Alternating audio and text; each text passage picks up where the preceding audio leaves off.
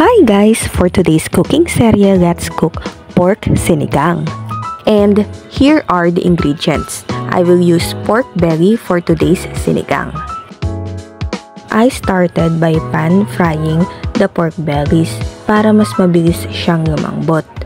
Once medyo brown na ang ating pork, pwede na muna natin siyang iset aside.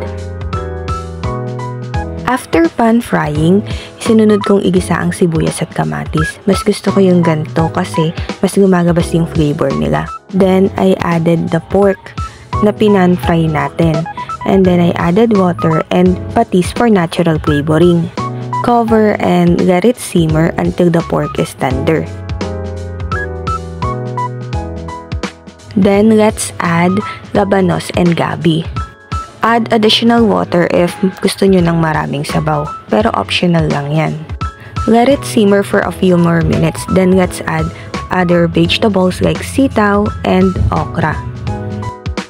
After a few minutes, pwede na nating ilagay yung talong, yung sinigang mix, at yung siling panigang, and let it simmer until the vegetables are cooked.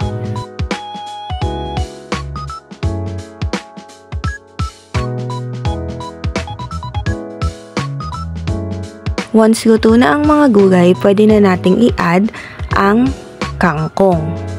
And it's done!